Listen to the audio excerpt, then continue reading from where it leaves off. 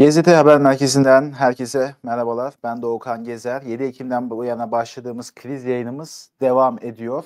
Bugün de önemli bir yayınımız olacak. Ali Burak Darıcalı birazdan konuğumuz olacak. Konu başlığımızda gördüğünüz gibi İsrail ile Hamas arasında dün akşam gece saatlerinde imzalanan esir takası anlaşması çok bekleniyordu. Çok yoğun diplomasiler oldu. Bizim de aslında sahadaki birçok olayla kıyasladığımızda çok farklı yönleri olan bir esir takası ve diplomasi sürecini izlediğimizi söyleyebilirim ve dün gece saati itibariyle bu anlaşmada uzlaşma sağlandı iki taraftan. Tabii çok farklı soru başlıkları, konu başlıkları var. Ali Burak Hoca'ya da birazdan onu soracağız. Çünkü örneğin 50 İsrailli rehineye karşı 150 Filistinlilerin alınması ya da işte ateşkes, kısa süreli 4 günlük bir ateşkesin imzalanması, aynı zamanda hava sahasında bu takas sürecinde kapatılması, her iki tarafın da 19 yaş altı kadın ve çocukların esir takası listesinde verilmesi gibi gibi çok da aslında cevabı olmayan, ilk kez konuşacağımız konu başlığı var. Birazdan Ali Burak Hoca konuğumuz olacak.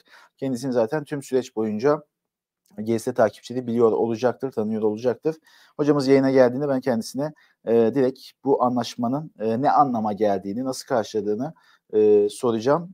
Aynı zamanda bilindiği gibi yani süreç aslında biraz da çok da bildiğimiz gibi de tecrübe ettiğimizin dışında işleyen bir süreç. Az önce tam yayına başlamadan önce Hamas yarın ya da yakın zamanda başlayacağını duyurdu. Hatta ben tam stüdyoya girerken bunun haberi gelmişti. Biraz da size direkt ona bakayım. Son dakika bilgisini paylaşmış olayım. Çünkü anlaşma sağlandı ama ne zaman başlayacağına dair henüz bir net bilgi yoktu.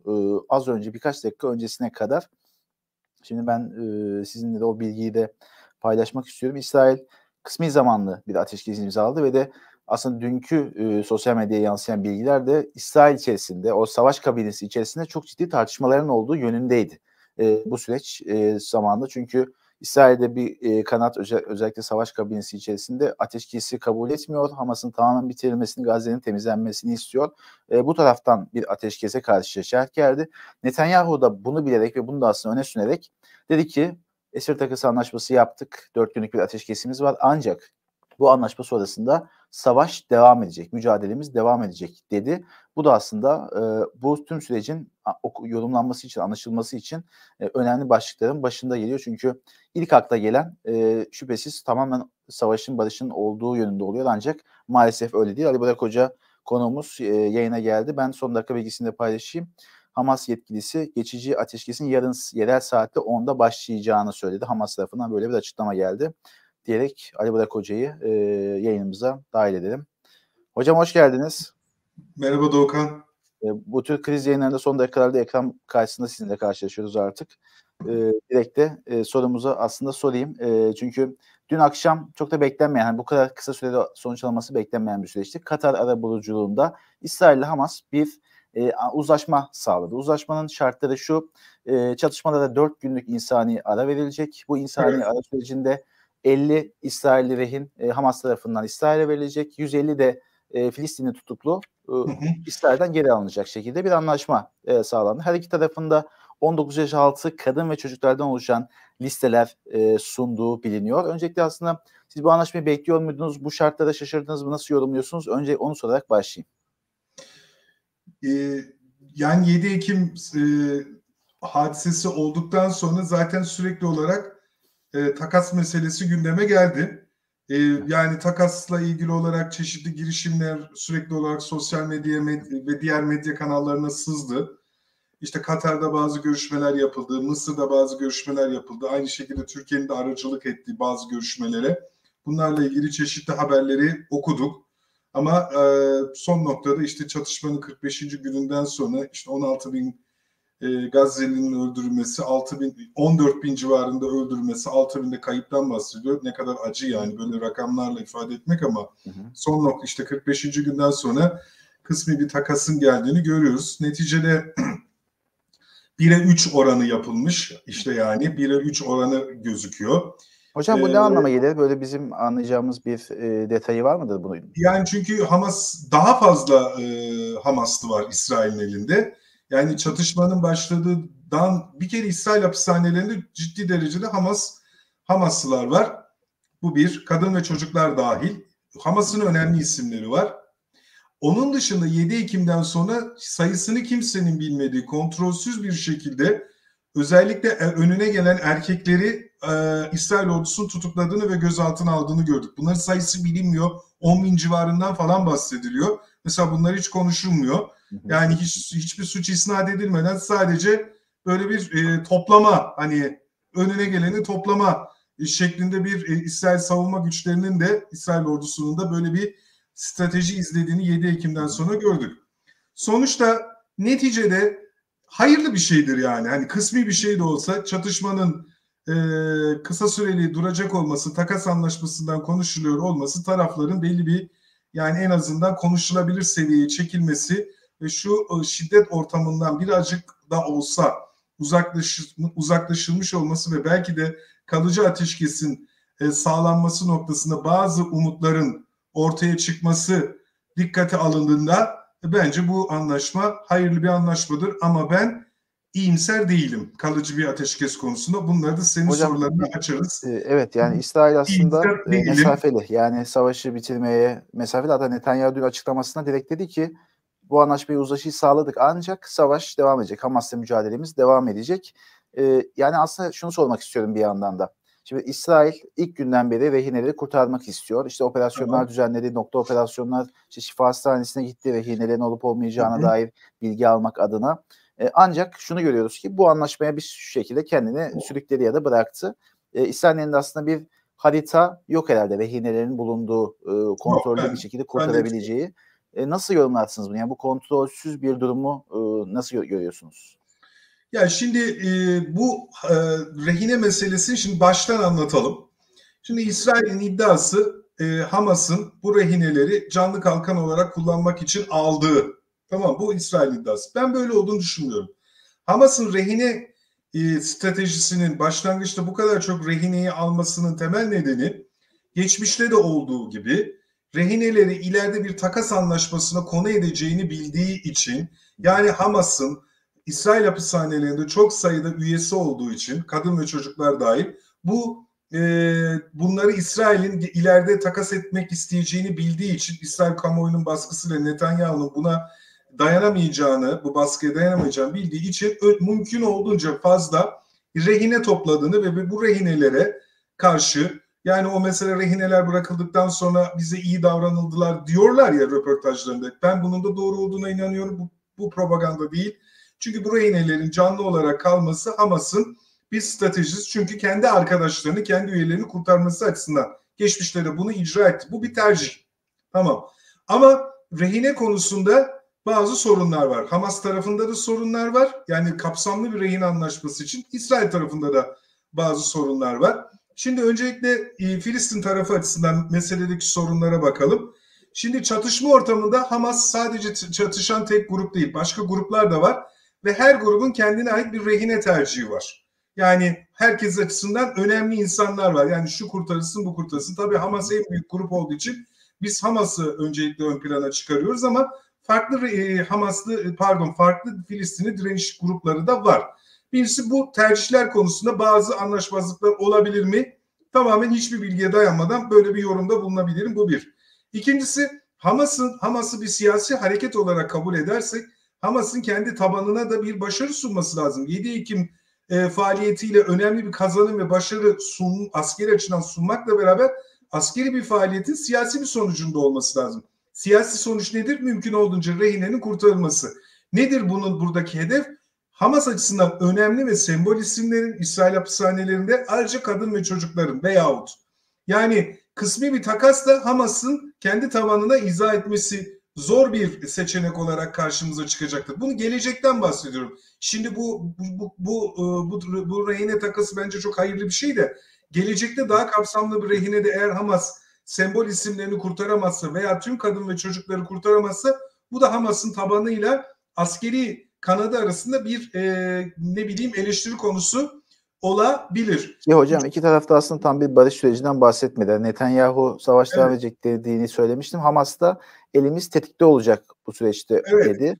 Şimdi evet, biz evet. yayın öncesi konuğumuz özel harp uzmanı Mithat Ferhatlı, siz de yakınsınız. Mithat Onunla Bey, da aslında bu evet. rehine operasyonunu konuştuk. Bir simülasyonu yapalım dedik. Size de sormak istiyorum. Şimdi bu en iyi şartta nasıl bir takas anı görebiliriz? Filmlerdeki gibi iki grubun aynı anda geçtiği bir tablodan bahsedemeyiz büyük ihtimalle. Çünkü farklı bir coğrafyadan bahsediyoruz. Siz nasıl görüyorsunuz, bu takas süreci nasıl ilerler? Hem de askeri anlamda ve teknik anlamda da bunun yansıması nasıl olur sahaya? Tamam, buna cevap vermeden önce İsrail açısından şunu da değerlendireyim, Netanyahu açısından.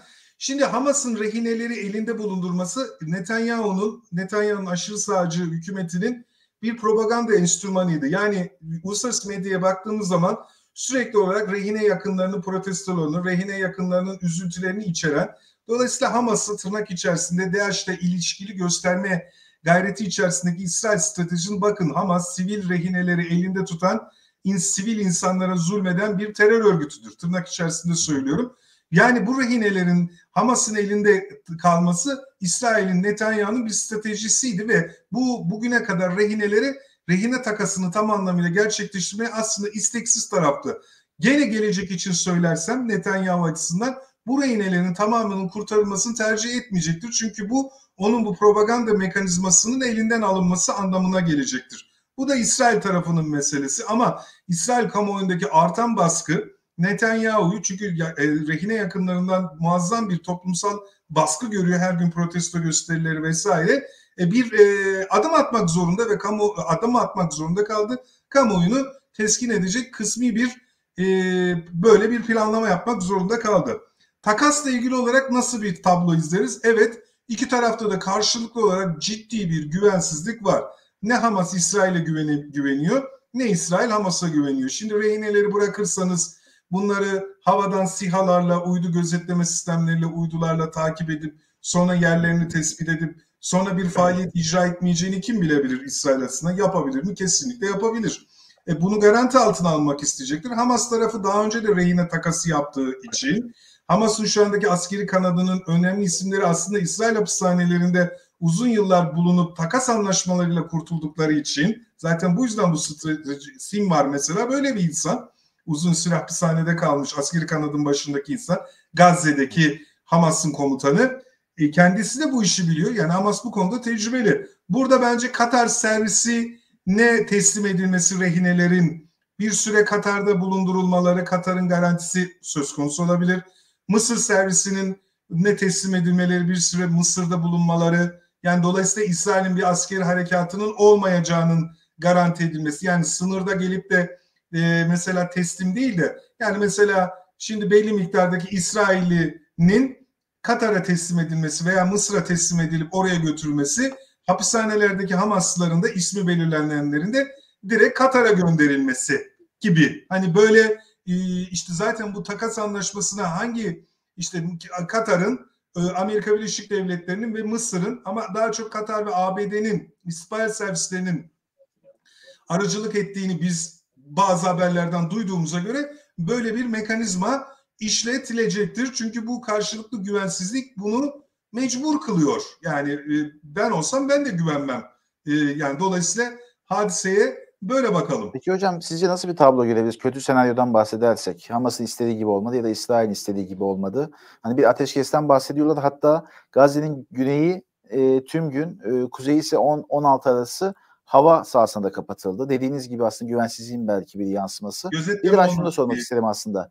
Hani iki taraf birbirine ne kadar güvence verse de üçüncü bir faktörün, ki bütün yayınlarda konuşmuştuk sizlerle, İran ya da Hizbullah ya da farklı bir etmenin yine olaya müdahil olması mümkün mü? Nasıl değerlendirirsiniz? Ya hava sahasını kapatıyor da hava araçlarını hava sahasını kapatıyor. Artık istihbarat balonları diye bir şey var. Radarlarla takip edemediğimiz. Mesela daha geçen hafta Çin'de sayısı belli olmayan casus balonlar, meteoroloji balonu maskesiyle balonlar tespit edildi. Amerika Birleşik Devletleri muhtemelen faili. Çin'in bütün coğrafyasını, o geniş coğrafyasında belli bölgelere meteoroloji balonu adı altında yani Çin'i gözetlediği anlaşıldı. Çünkü meteoroloji balonları, bunlar radara yakalanmayan şeyler. Yani farklı teknikler var. Ama neticede bunu Hamas tarafı da biliyor. 7 Ekim faaliyetini, operasyonu icra eden bir Hamas'ın askeri ve istihbari kapasitesinin belli bir profesyonellik seviyesine ulaştığı çok açık ve net. Siz de programlarda konuştuk. Hamas'ın askeri kanadını yöneten insanlar da bu alternatifleri çok iyi değerlendireceklerdir ve kendi tedbirlerini alacaklardır diye düşünüyorum. Çünkü Hamas'ın askeri direnç potansiyeli, istihbarata karşı koyma potansiyeli İsrail'e karşı 7 Ekim'deki hadiseyle kendini çok net bir şekilde ortaya koymuştur. Yani ben Hamas'ın bu konuda tedbir alacağını düşünüyorum. Yani buradan söylemeye gerek yok. Ben olsaydım şöyle tedbirler alırdım demeyeyim. Çünkü gerek yok. Bunlar açık kaynak istihbaratı olarak yarın bir gün Türkiye'ye hasım unsurlar tarafından da izlenebilir ve tedbir olarak geliştirilebilir. Ben oraya böyle bakıyorum. Yani fazla bilgi vermek pek hayırlı değil bu noktada. Geleceğe dair ne söylerim? Ben yani Netanyahu hükümetinin 7 Ekim'de son derece büyük bir fiyasko ile karşılaştı ve kendi kamuoyundan çok büyük baskı gördüğü bir gerçeklik. Dolayısıyla kendi kamuoyuna bir askeri başarı Gazze'de ve bunun arkasında bir siyasi başarı ortaya sunması lazım. Nedir bu? Askeri açıdan Hamas'ın direncinin kırılması, siyasi açıdan da Hamas'ın Gazze'de iktidardan uzaklaştırılması ve oradaki halkın, planlar konuşuluyor, belli bölgelere sürülmesi. Bunu yapabilir misiniz? Bugüne kadar Hamas'ın ortaya koyduğu direnç dikkate alındığında İsrail ordusunun son derece zorlandığı gözüküyor. Burada şu bence tabir çok, ben bunu daha önce de programlarda söyledim. Bence şu çok önemlidir. Eski İsrail Başbakanı Olmert'in bir lafı var. Bence çok kıymetli. Nedir bu? Bütün hayatı boyunca kendisini bay güvenlik olarak bizlere anlatan Netanyahu'nun aslında 7 Ekim'le beraber tam bir bay fiyasko ve palavra olduğu açığa çıktı diyor. Yani bütün siyasi kariyeri boyunca kendisini İsrail'in güvenliğini ben sağlarım, ben olmazsam İsrail güvende olmaz şeklinde anlatan ve bütün siyasi kariyerini bu motto üzerine kuran Netanyahu'nun ortaya çıkardığı İsrail tam bir güvensizlik ortamı. İsrail istihbarat ve güvenlik yapısı tam bir zafiyet içerisinde birbirine düşmüş, arada siyasileşmiş hiziplerin olduğu bir yapıya gelmiş. Yani aslında bay güvenliğin bay palavra olduğu açığa çıkmış. Bence Olmert'in bu tespiti doğru. Dolayısıyla ortaya çıkan bu imaj kaybı nedeniyle Netanyahu'nun bir başarı sunması lazım.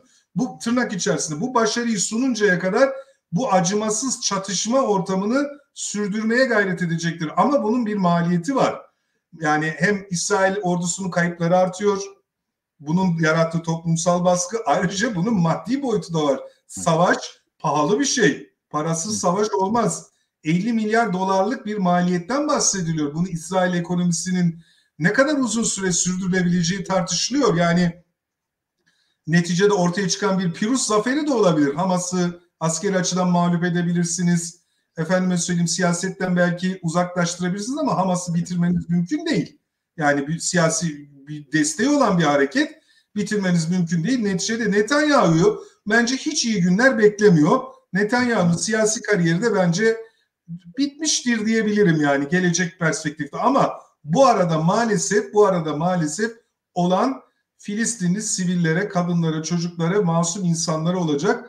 Biz bu acıları maalesef, keşke ben yanılsam ama herhalde yanılmayacağım galiba. Biraz Evet, daha aslında tam ilk günden beri 7 Ekim'den bir gün sonra sizinle yaptığımız yayında da aynısını söylemiştiniz. Şiddet sarmalı olacak ve de şu anki söylemlerde sahadaki ilerleyiş de biraz öyle gözüküyor. Hocam peki esir takasına yine gidersek, yani çok aslında yabancısı olduğumuz da bir kavram. Bu kadar büyük çapta, yakın tarihte özellikle çok da görmediğimiz bir durumdu. Aslında biz yine bir senaryodan bahsedeceğim. Örneğin operasyon sırasında İsrail takas yaparken yüksek değerde bir hedef gördü. Hamas üyesi gördü. Operasyonu bozmak adına, tüm bu anlaşmayı, uzlaşıyı bozmak adına bu yüksek değerli hedefi hedefleyebilir mi? Ya da Netanyahu dediğiniz sıkışmış da bir durumda aslında. Hani bu yüksek değerlikte hedef halen daha sunmuş değil. Hamas'ta dair çok üst bir düzeyde yöneticilerle alakalı bir açıklaması da, bir hamlesi de yok. Bu anlamda da bir arayışta olabilir mi aslında? Onu sormak isterim. Kesinlikle olabilir. Kesinlikle olabilir. Siyaseten bir kazanım olarak sunacağı bir hedef veya fırsat yakalarsa buna fırsat operasyonu denir istihbarat tekniğinde. Bunu takas anlaşmasının bozulmasını hiç dikkate almadan bunu icra edebilir. Hamas'ın bu konuda tedbirli olacağı kanaatindeyim. Başta söylediğim gibi zaten Hamas İsrail'e güvenmiyor. İsrail de Hamas'a güvenmiyor. Neticede çatışan iki taraftan karşılıklı güven beklemek zaten gerçekçi olmayacaktır. İşte burada Katar istihbaratının, ABD istihbaratının anlaşmaya dahil mi bilemiyorum ama Mısır istihbaratının işte garantörlük vaziyeti söz konusu. Mesela biz bunların garantörlüğü kuvvetli bir şekilde işletmesine bağlı bu anlaşmanın bozulup bozulmaması. Mesela bunu kendimizden örnek verelim. Türkiye Cumhuriyeti Devleti Ukrayna ve Rusya arasındaki takas anlaşmasına bizzat aracılık etti. Bu takas anlaşmasındaki karşılıklı olarak Ruslar ve Ukraynalılar Ankara'da takas edildi. Ve Türkiye bakın bu garantörlüğü çok iyi işletti. Hiçbir şekilde takas anlaşması bozulmadan etkili bir şekilde operasyon Milli İstihbarat Teşkilatı'nın gözetiminde icra edildi. Yani alan memnun, satan memnun oldu. İşte yani neden? Çünkü burada garantiyi veren Türkiye Cumhuriyeti Devleti kendi üzerine düşen vazifeyi profesyonelce icra etti. Burada bu hakemlik ve garantörlük meselesini icra edecek ABD ve Katar'ın, yani öyle olduğunu tahmin ediyorum, aracılık eden. İleride hani belki başka bilgiler çıkar. İşte onlara bu noktada onlara rol düşüyor. Onlar bu Peki işi hocam şunu sormak isterim son olarak. zorunda. Buyurun. Bu tür bir operasyonda İsrail istihbaratına nasıl bir rol düşer? Çünkü daha aslında bu tür anlaşmanın olmadığı bir durumda mutlaka daha çok hakim olacakları bir alan vardı. Kendileri tespit edecekti belki operasyon dair, konumlara dair. Şimdi biraz o devre dışında kaldı ama bu uzlaşı neticesinde rehine takası anında İsrail operasyonu ne gibi görevlerle üstlenir? Yani şimdi bu anlaşmanın icra edilmesi, efendime söyleyeyim isimlerin belirlenmesi, kimlerin takas edileceği, bunların belki ileride nereye gideceği, bunların tekrar Hamas'ın askeri kapasitesi, çok önemli isimler var. İsrail hapishanelerinde Hamas açısından, siyasi ve askeri açıdan sembol isimler var. Bunların tekrar Hamas'ın sistemin içine dönüp dönmeyeceği, bunların hepsinin izlenmesi İsrail istihbaratının görevi. Yani Netanyahu bunlarla ilgili sorularını İsrail istihbaratına, Mossad'a ve Shin Bet'e soracaktır. Karşılığında tatmin edici cevap almaya çalışacaktır. Ama 7 Ekim'deki hadise bize gösterdi ki İsrail istihbaratının vaziyeti iyi değil. Kapasitesi iyi değil. Böylesine geniş kapsamlı bir hareketi politize olması nedeniyle, kibri nedeniyle, teknolojiye aşırı bağımlı olması nedeniyle, Hamas'ın niyeti ve kapasitesi konusunda kendisini manipüle etmesini engelleyememesi nedeniyle İsrail istihbaratının çok açık ve net çuvalladığı gözüküyor. Biz seninle ve Nazif'le çatışmanın ilk saatlerinde bunları değerlendirmiştik. Şimdi dünyadaki çok önemli uluslararası medya kuruluşlarında, bakın hiç iddiayla söylüyorum, benim o YouTube'da o analizimi isteyen izleyebilir. Benim söylediklerim birebir çıktı. Değil mi? Ben Mossad'ın neden çuvalladığını anlattım. Hepsini şu anda bununla ilgili bilgiler açığa çıkıyor. Yani neticede bunları vaziyet etmek İsrail istihbaratının görevi, ama bunları vaziyet edebilecek imkan ve kabiliyeti var mı? Ben onda biraz şüpheliyim. Yani pek Peki hocam bundan sonrasında kazanabilir mi o kabiliyeti? Hani 7 Ekim'de kötü bir sınav vardı, verdi ama sonraki sınavlar. Tabii Doğukan, bu soruyu sormakla haklısın. Ben kısa sürede bu kadar geniş kapsamlı bir haber ağ şebekesini kurmak öyle kolay bir şey değil. Mümkün olduğunca teknolojik imkanlarına güveneceklerdir.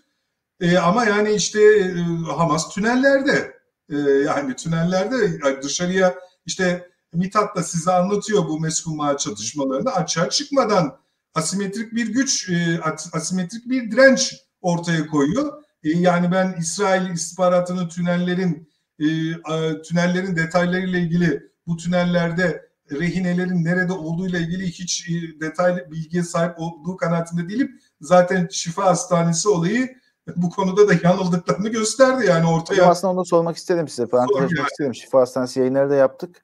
İstihbaratta dayanarak ciddi bir şekilde hem buranın yönetim binası olduğu, hem silahların olduğu, hem rehinelerin tutulduğu yönde. Üçü de çöktü. Bu kadar göz göre çökmemesi lazım diye biz yorumluyoruz ama siz nasıl yorumlarsınız? Ya 10 tane Kalaşnikov koydular bizim gözümüzün önüne. Burayının askeri karargah olarak söylüyorlar. Ya zaten şimdi Orta Doğu coğrafyasını sen de gittin, ben de gittim, biliyorum. Orada Kalaşnikov hayatın bir gerçekliği. Hastane bizdeki özel güvenlik gibi değil. Oradaki güvenlik en basit AVM güvenliğini alan birisi bile, bir hastane güvenliğini alan birisi bile Kalaşnikov'la güvenlik nöbeti tutuyor. Yani oradaki 10 tane, 20 tane Kalaşnikov tüfek ya hastanenin özel güvenliğine aittir. Ben yani bir bilgiye dayanmadan söylüyorum. Ya bu böyle karargah mı olur yani? Peki nerede Hamas militanları karargahsa? Yani hiç yakalanan biri yok. Yani Şifa Hastanesi de istihbarat açıdan bir fiyaskodur yani. Zaten işte ben diyorum İsrail istihbaratından ben yüksek performans beklemiyorum yani bu konuda. Çok teşekkür ederim hocam değerli katkılarınız için. Her Süreci zaman aslında Doğukan. tam bir yorumlamış olduk. Yarın başlayacak olan bu takas ve uzlaşı anlaşmasının yansımalarında zaman gösterecek. Yine Değerlendiriyoruz. sizlerle yaptığımız Tabii ki. yayınlarda Tabii değerlendiriyor ki. oluruz. Çok teşekkürler. Çok selamlar izleyicilerimize. İyi günler diliyorum. Çok sağ olun. Ali Burak Darıcalı konuğumuzdu. GS takipçilerinin de yakından tanıdığı bir isim. Hem bu esir takası anlaşmasının, bu uzlaşmanın yansımalarını kendisiyle konuştuk. Çünkü dün gece saatlerinde başladı. Az önce yayına başladığımız anlarda yarın başlayacağı Hamas tarafından açıklandı. Sabah saatlerinde olacağı. Ancak hala daha anlaşmanın detayları çok net değil. Örneğin kimlerin esir takası sırasında hangi listelerin devreye alınacağı, bu kişiler arasında yüksek değerlikli hedeflerin olup olmayacağı ya da neden kadın ve çocukların 19 yaş altı gençlerin seçildiği bu listelerde ve de güvenlik anlamında bu ateşkesin neden süreceği ve sonrası gibi soruları konuştuk. Çünkü istihbari anlamda da öncesi, sırası ve sonrasında aslında topyekün bir süreçten bahsediyoruz. Biz GZT Haber Merkezi'ndeki kriz yayınımıza devam ediyor olacağız. Açıklayıcı gazetecilik faaliyetiyle YouTube'da hem canlı yayınlar hem kısa ve uzun videolar her gün yayınlıyoruz, sizlerle paylaşıyoruz. Aynı zamanda da GZT uygulaması üzerinden sahadan elde ettiğimiz resmi bilgileri, doğrulanmış bilgileri anlık olarak takipçilerimize paylaşıyor oluyoruz. O yüzden bu vesileyle GZT uygulamasını indirmenizi tavsiye ederim. Yayıncılığımızın süreceğini de paylaşarak yayını noktalayalım.